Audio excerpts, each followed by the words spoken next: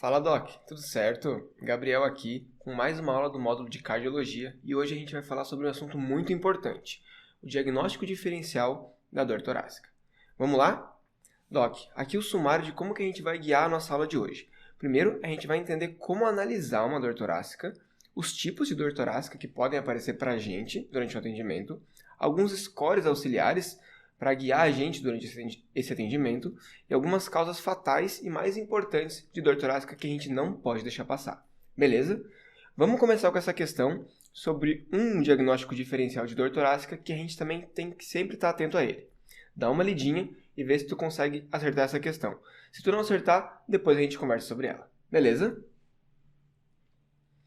Doc, para introduzir um pouco o assunto, a gente tem que lembrar que a dor torácica é um sintoma muito comum entre diversas doenças. Podem ser doenças do aparelho cardiovascular, doenças do aparelho respiratório, do trato gastrointestinal e até doenças da parede torácica, osteomusculares também. Então a gente tem um espectro muito grande de causas para esse sintoma comum entre todas elas. E, dentro dessas causas, a gente pode ter causas que são potencialmente graves, que a gente não pode deixar passar no nosso paciente, e causas predominantemente benignas, que vão trazer um certo desconforto, uma certa piora na qualidade de vida, com esse sintoma do nosso paciente, mas em geral não são causas fatais que ameaçam a vida. Para elas a gente pode ter um pouco mais de tranquilidade. Então é muito importante a gente conseguir distinguir essas duas principais etiologias de dor torácica. Beleza? Tá, Doc. Então como que a gente avalia uma dor torácica no departamento de emergência? Doc, os dois principais pilares da dor torácica são a anamnese bem feita, tá, Doc? E nela a gente tem que incluir como que é o padrão dessa dor, se ela irradia, se ela vai para algum lugar, os fatores desencadeantes da dor, aquela semiologia clássica de uma dor, como qualquer outra. Lembrando de focar nas causas principais das causas fatais que a gente já vai comentar. Além disso, a gente tem que entender quem que é esse nosso paciente. Se é um paciente jovem, rígido, ou se é um paciente mais idoso, com alguma comorbidade que pode nos chamar a atenção ou nos trazer algum fator de risco para alguma doença específica.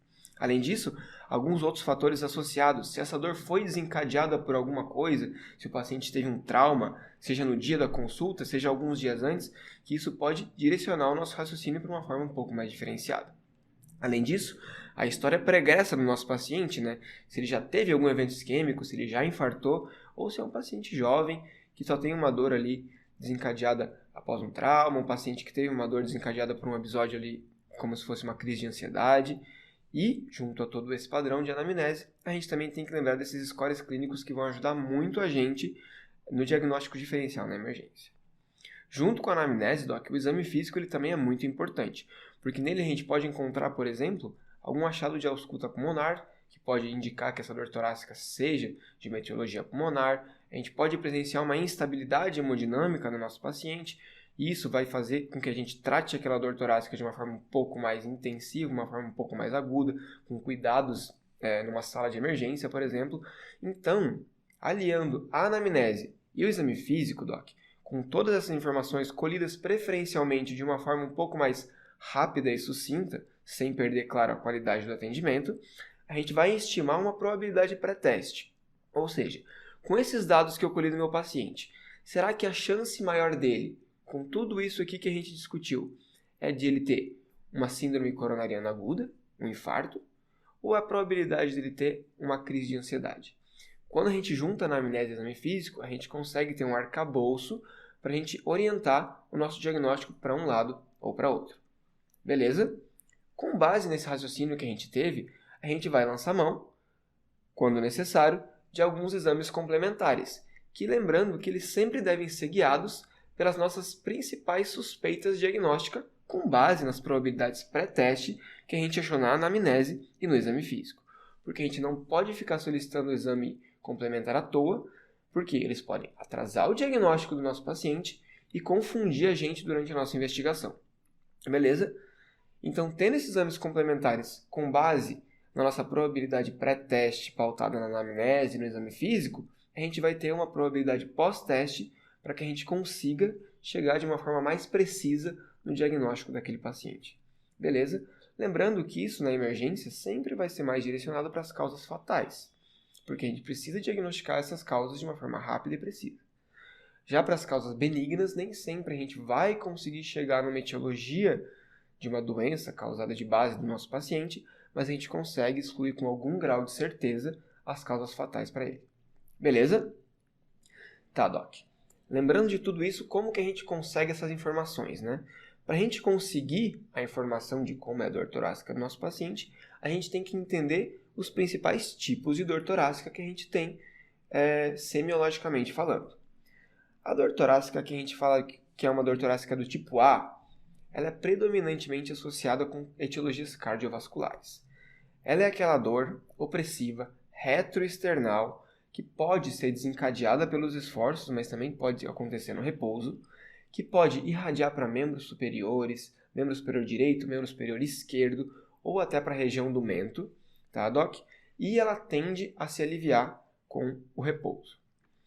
Tendo todas essas características, a gente considera uma dor torácica do tipo A, uma dor torácica com um padrão associado a etiologias cardíacas. Então a gente tem que ficar muito atento com esse padrão de dor.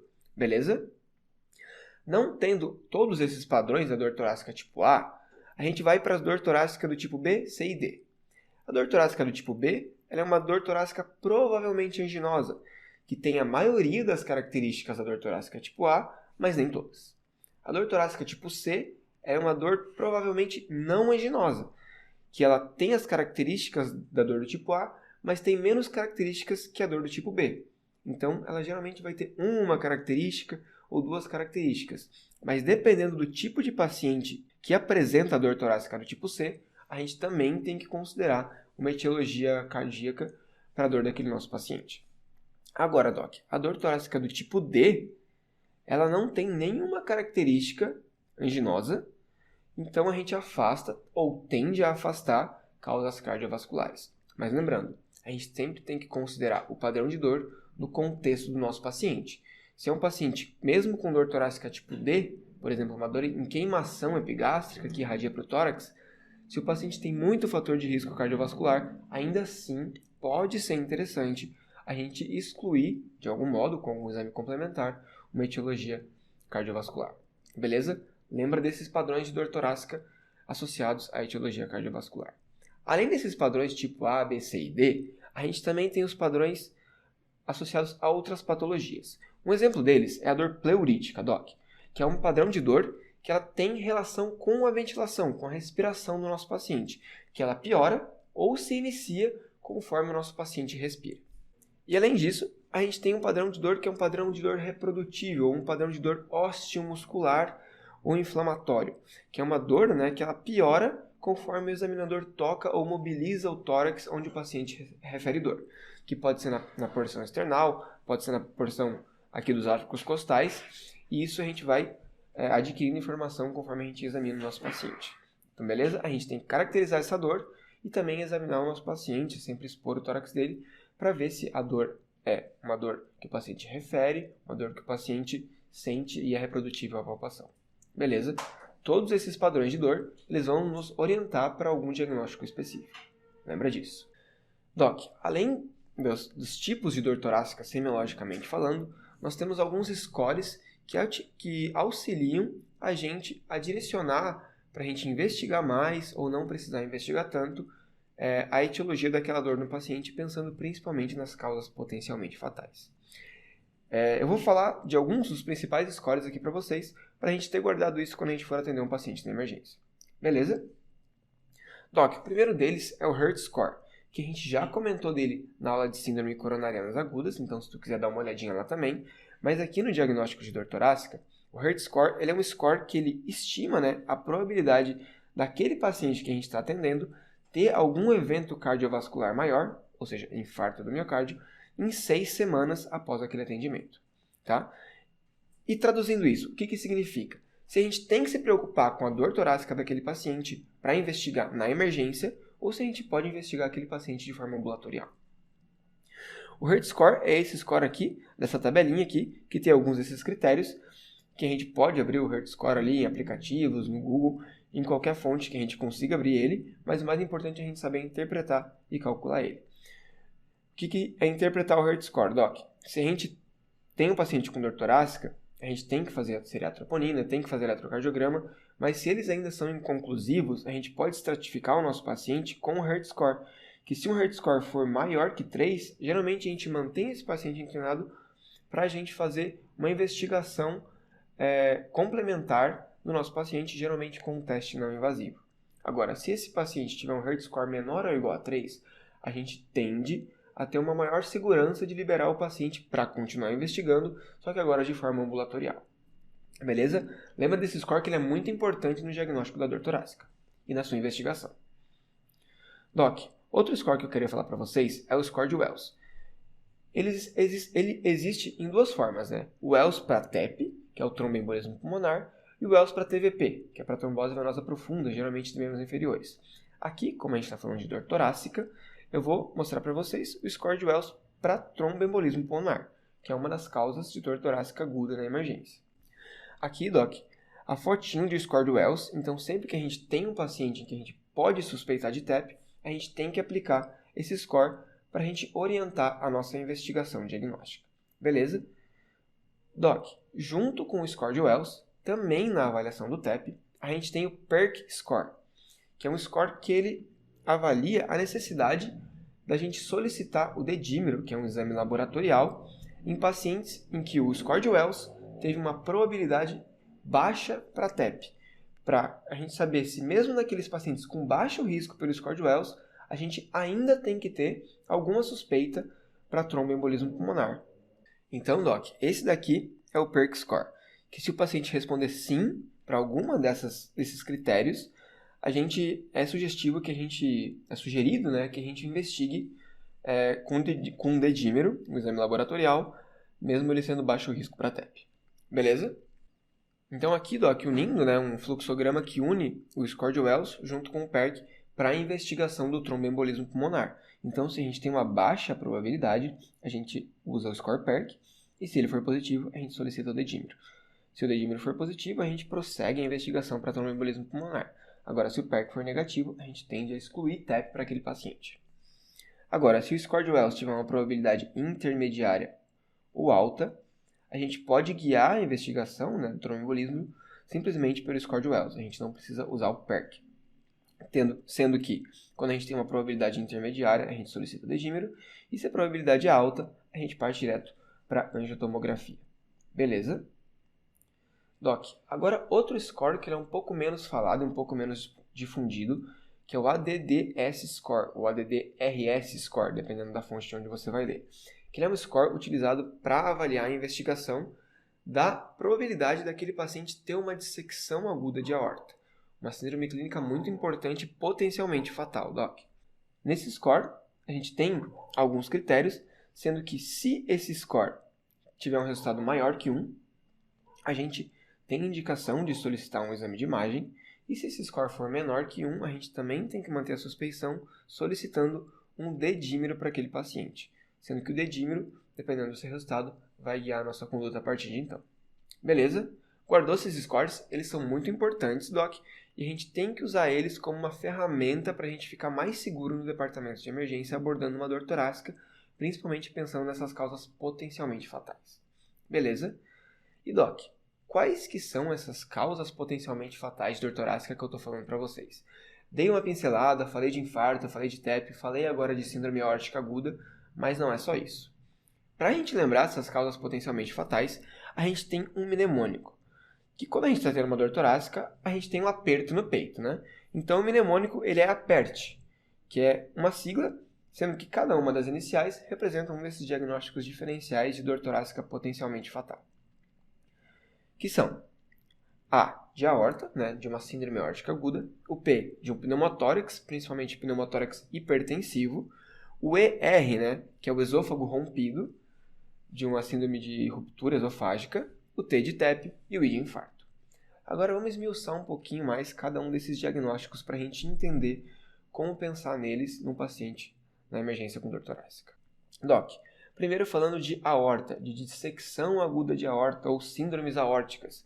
Dependendo da fonte, a gente pode ter essas duas divergências de nomenclatura. Para a gente avaliar essa probabilidade do nosso paciente, a gente tem o ADDS-RS score, como eu falei para vocês, e também lembrando, né, alguns achados na nossa anamnese e no nosso exame físico que sugerem mais que o nosso paciente tenha uma síndrome aórtica aguda, tá? Aqui em primeiro é uma dor enfacada, uma dor empontada. Geralmente essa dor pode ser irradiada para o dorso, mas a característica, essa qualidade de dor enfacada, de dor empontada, ela aumenta bastante a nossa probabilidade do paciente ter uma síndrome aórtica aguda.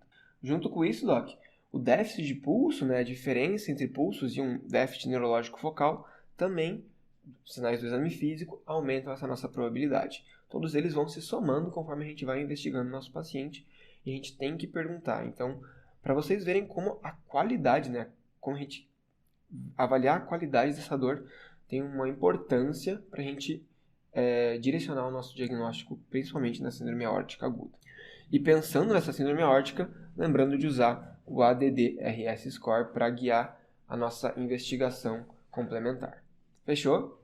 Lembrando que a dissecção aguda de aorta, né, ela pode ter 2 tipos, principalmente, dependendo da classificação que a gente usa, e dependendo do tipo que a gente classifica ela, a depender do exame tomográfico, né, a gente tem uma conduta, um tratamento diferente, pelo menos em um primeiro momento. Beleza? Doc, a segunda causa de dor torácica daquele mnemônico aperte é o P, que é o pneumotórax. Aqui falando principalmente do pneumotórax hipertensivo, aquele pneumotórax em que a gente tem ar entre as pleuras e esse ar começa a empurrar, a deslocar o nosso mediastino, né, comprimindo ali tudo que tem do outro lado, coração, vasos e até o outro lado do pulmão. Doc, aqui a gente tem, né, alguns achados da anamnese, que é um paciente que chega com dispneia, taquipneico, com uma alteração de expansibilidade ali do tórax do paciente, apresentando hipertimpanismo em um dos lados, com uma assimetria de murmúrio vesicular. Ou seja, tu tá escutando bem o murmúrio de um lado e no outro lado você não escuta nada. Tu vai percutir um tórax hipertimpânico, né, porque tem ar ali aprisionado e esse ar está empurrando o outro lado do pulmão.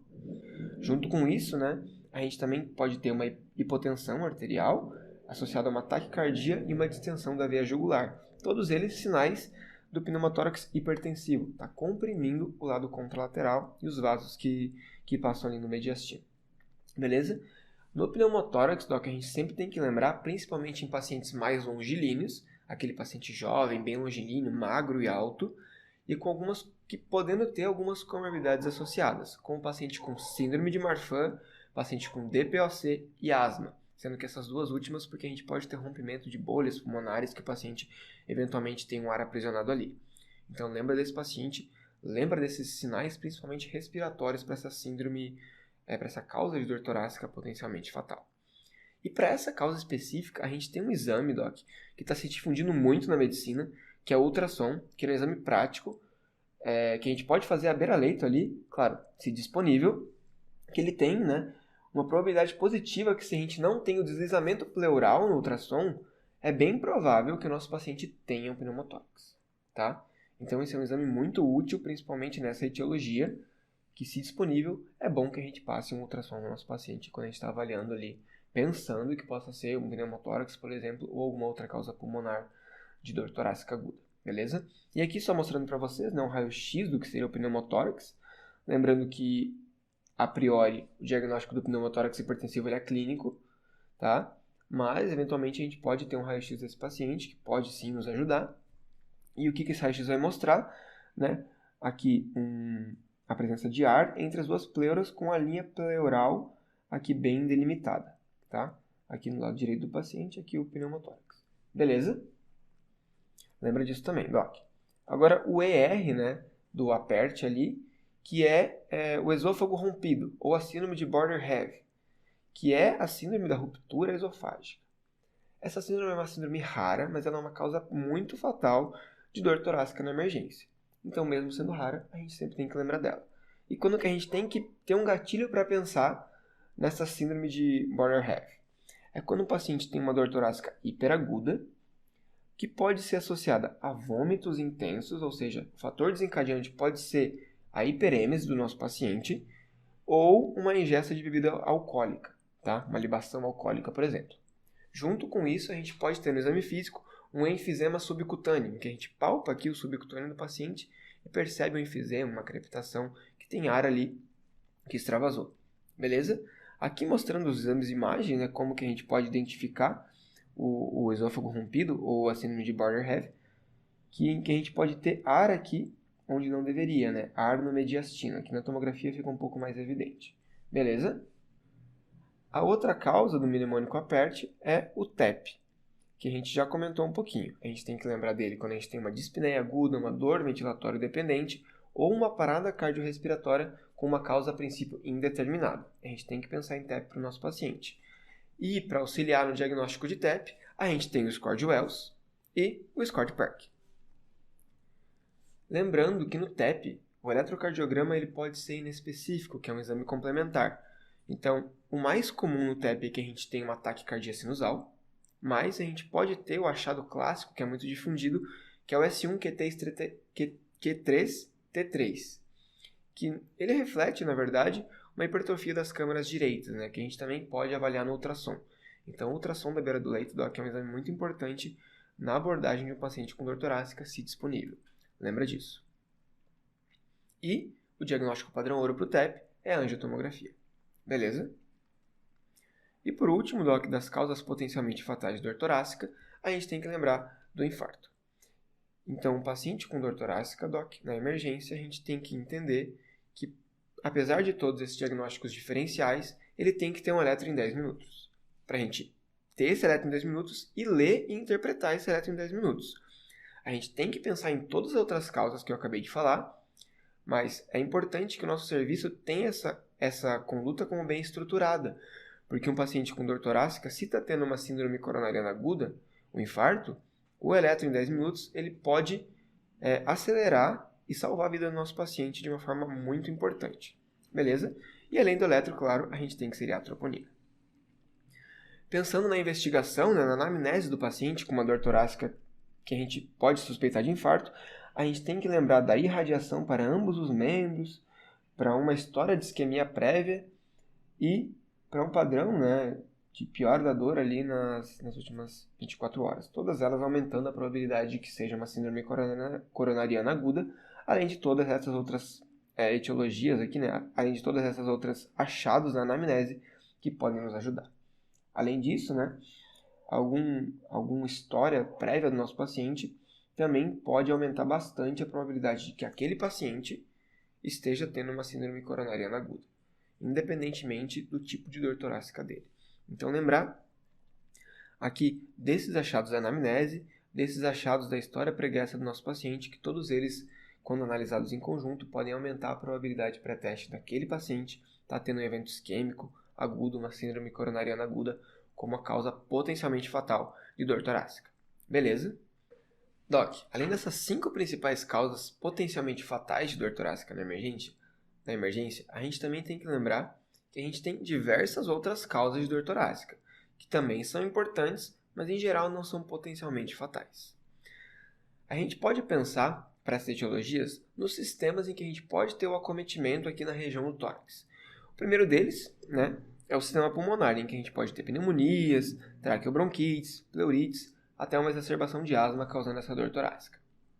Além disso, o sistema gastrointestinal também pode ser uma etiologia de dor torácica na emergência, lembrar de síndromes dispépticas, do espasmo esofagiano ali, né? Até a própria colecistite e as pancreatites também podem provocar dor torácica. Além disso, né, o sistema cardiovascular, para além do infarto e das síndromes coronarianas agudas, a gente pode ter pericardite, miocardite, a síndrome de Takotsubo, o próprio tamponamento cardíaco também, que são causas potencialmente, né, que podem causar dor torácica no nosso paciente. Quando a gente está atendendo ele, a gente também tem que lembrar delas. E por fim, Doc, mas também não menos importante, são as causas do sistema osteomuscular, que podem ser costocondrites, pode ser uma fratura de costela que pode ser de algumas semanas anteriores no nosso paciente, e por isso a gente também tem que palpar o tórax do nosso paciente, ver se tem alguma dor, a palpação, e olhar, né, fazer a inspeção para ver se não tem nenhuma lesão, como por exemplo um herpes zoster ali naquele paciente. Além disso, a gente também tem que lembrar das causas psicogênicas, que a gente pode ter uma síndrome de pânico, uma exacerbação, né, de um quadro ansioso, causando, né, um desconforto, uma dor torácica no nosso paciente, em que a gente também não deve marginalizar esses pacientes e também considerar esses quadros como quadros importantes que a gente tem que tratar e tem que dar devida atenção. Beleza? Então vamos lá, Doc. Voltando naquela primeira questão que a gente falou lá no começo da aula. O MC do sexo masculino, 55 anos, chega no nosso consultório com dor torácica que irradia para o braço esquerdo. Relata que a mesma dor tem ocorrido em episódios mensais e que duram algumas horas e pioram durante a noite. Ele conta que tem tido azia e que o desconforto piora após a ingestão de álcool, de café e de alguns outros alimentos. Sendo que, junto com isso, ele apresenta algumas vezes disfagia. Então, qual que seria a hipótese mais provável para essa dor torácica? Doc, a gente tem um paciente que tem uma dor torácica que ele associa com azia e piora após a ingesta de alimentos, principalmente álcool, café e alguns outros.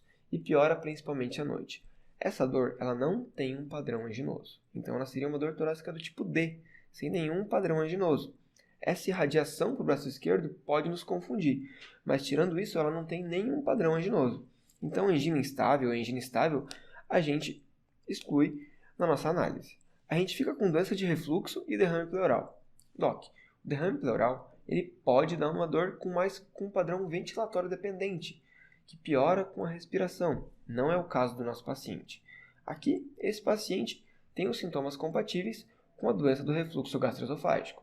Para você ver que nem toda dor torácica na emergência é uma dor fatal. Mas a gente também tem que pensar nos seus diagnósticos diferenciais e interpretar o padrão da dor para a gente ver se a gente direciona para uma causa mais fatal ou para uma causa potencialmente benigna. Beleza? E agora vamos fazer uns flashcards para a gente relembrar um pouco de tudo isso que a gente falou? Então se liga aqui, Doc. A dor que piora ou se inicia conforme a respiração é a dor de qual padrão?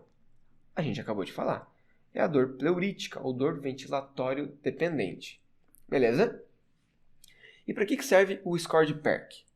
Doc, o score de Perk é um score que a gente usa para ver se a gente precisa solicitar dedímero em pacientes que têm o score de Wells como baixo risco para TEP, mas a gente ainda está pensando em TEP como uma provável etiologia. Então, se o Wells é o baixo risco, a gente usa PERC. Se um dos critérios do PERC for positivo, a gente solicita o dedímero e dependendo do resultado dele, a gente avalia essa probabilidade. Beleza?